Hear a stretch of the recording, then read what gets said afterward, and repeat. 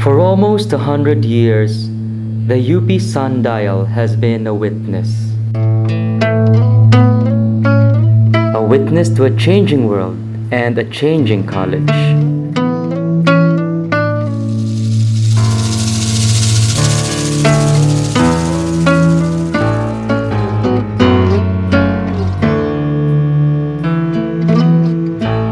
In all these years, the UP College of Engineering has exerted tremendous efforts to maintain a high standard of performance. Resolute in facing the challenges of the times. Advancing with a very competent faculty, updated curricula, and quality facilities.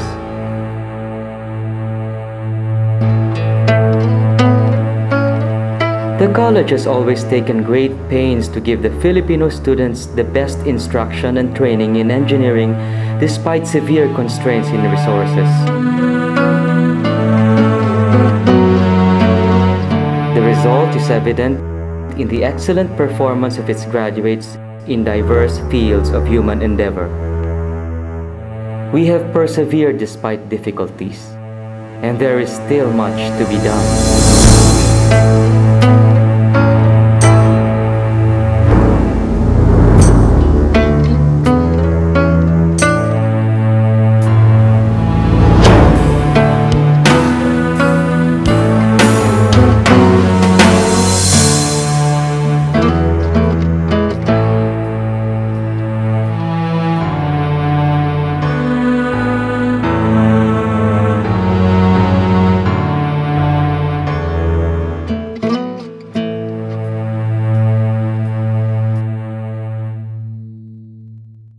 Indeed, there is much to be done. Even as we want to reminisce, even as we want to exalt the rich history of the college.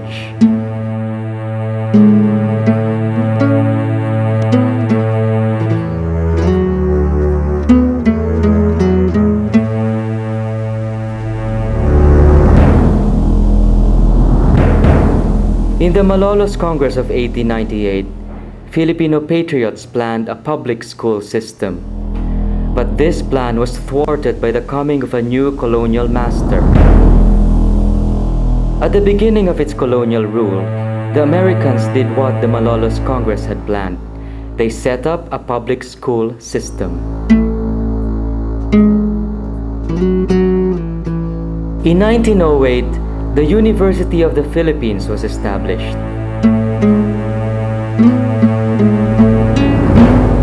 Shortly after, on June 13, 1910, the College of Engineering was created.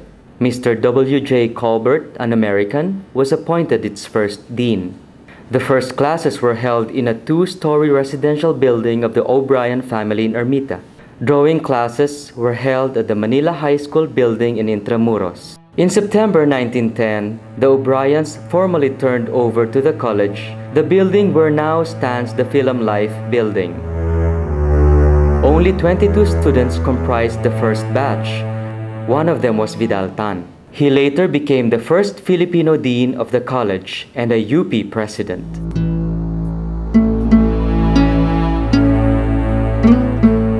In 1930, the college transferred to a new building in Maria E. Orosa with the latest laboratory facilities for its students. This is presently the Court of Appeals.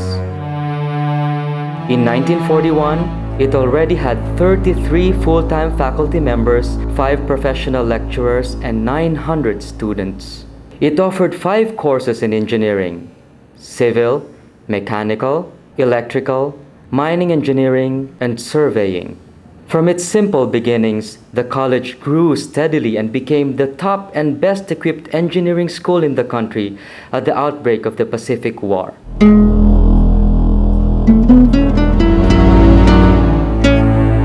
A sundial traveled with the college wherever it went. In the early days of the university, a sundial stood at the corner of Taft and Padre Faura. When the college transferred, a new and much larger one was built in the middle of the Ermita campus. It was bedecked with flowering vines and shrubs. It was a floral sundial. Marking time itself, even the sundial was not exempt from change and development.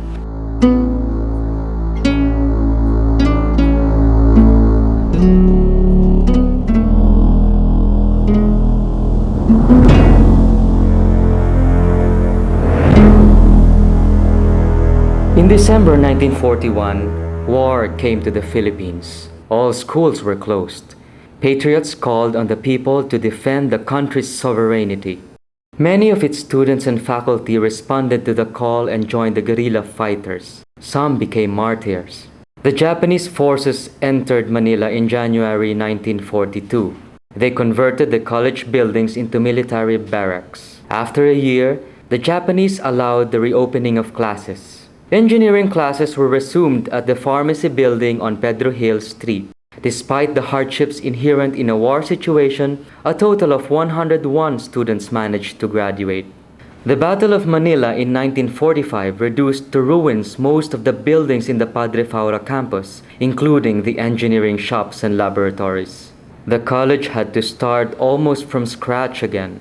But the university and college, with its indomitable spirit, persevered in meeting the challenge, a tradition it continues to uphold to this day. Despite the distressing situation, the college reopened in August 1945. 347 students enrolled, more than half were freshmen. Classes were held at the Cancer Institute building near Padre Faura. The engineering building in Maria E. Orosa was reoccupied in August 1946 after a year of reconstruction.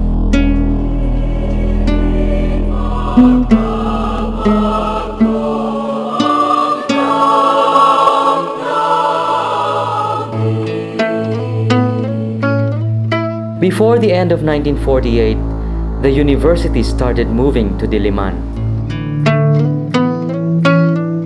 Diliman was then occupied by the U.S. Army. The College of Engineering, along with the other institutions, occupied existing Quonset huts and other temporary structures. In 1949, UP started the construction of the present engineering building, finishing it in 1951. In 1958, the UP alumni engineers built the UP Sundial on the front lawn of the engineering building. It was made of steel, and the gnomon had the form of a slide rule.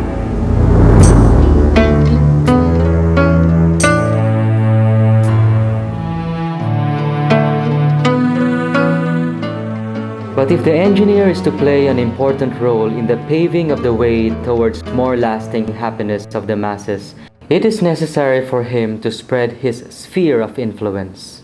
This quote sounds like something out of present-day patriotic manifesto. But these words were spoken in 1953 by the first Filipino dean of the college, Dr. Vidal Tan. Evaluating the curriculum then, Dr. Tan described it as so highly technical and so crowded that there was little or no room for humanities and social sciences. Dr. Vidal Tan wisely concluded, under a fast-changing world, there is only one safe way of preparing the student for life. Teach him how to think. And let his thinking be built around an inner structure consisting of unchanging fundamental principles and sound methods of thought. And so in 1953, while other engineering schools in the country operated with 4-year curricula, the college curricula required an additional year. Side by side with the emphasis on fundamentals and the study of new technologies, the new curriculum educates the students in social sciences and humanities. Undoubtedly, this important change in the curriculum produced a better generation of engineers.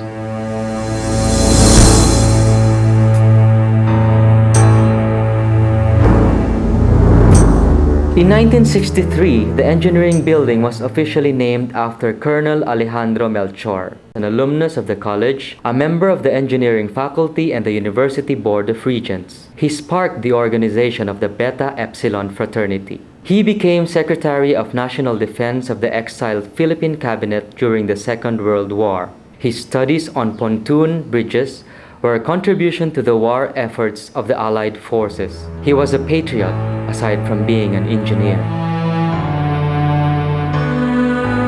In 1966, the college updated again the various curricula. It created a Graduate Studies division. In the same year, the building of the UP Alumni Engineers was completed. It housed the university computer installation.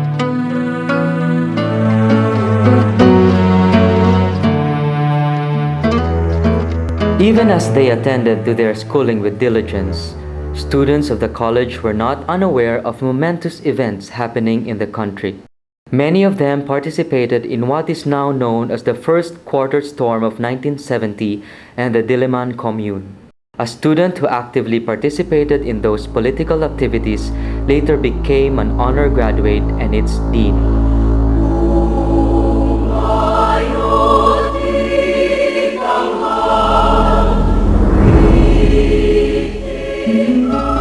The students of the college also actively participated in the 1986 EDSA People Power Revolution and later in EDSA II.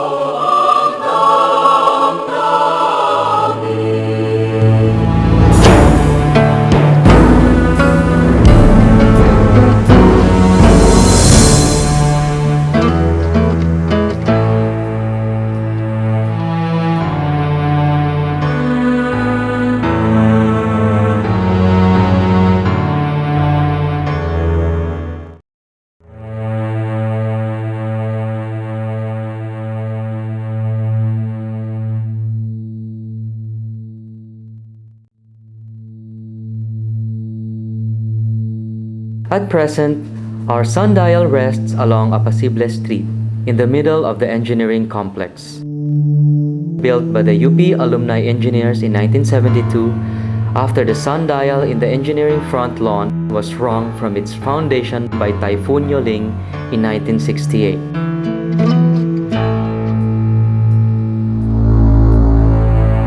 Our sundial has been a witness to many achievements by the college, but it has aged, and so has our college. Indeed, we have aged, and we are striving to abide by our commitment despite a trying situation. Government support for UP has been declining for the past 20 years. Yet UP has been tasked to produce outstanding graduates. We have continuously crafted our curriculum to world standards that meet the needs of industry. Our faculty has the highest concentration of MS and PhD holders in the country, and our students are chosen from among the very best high school graduates in the country. This past 2 years, I have seen the commitment and generosity of our alumni, friends, and companies who employ our alumni. Your investment will go towards the training of innovative, creative, nation-aware, and honest engineers. Thank you so much for your support.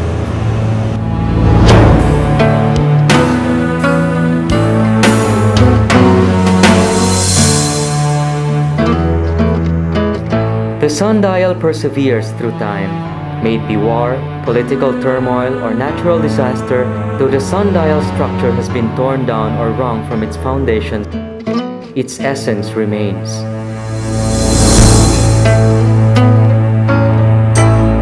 A symbol of commitment. A commitment to train the youth of our country to become responsible and competent engineers. To become pioneers, patriots in times of need.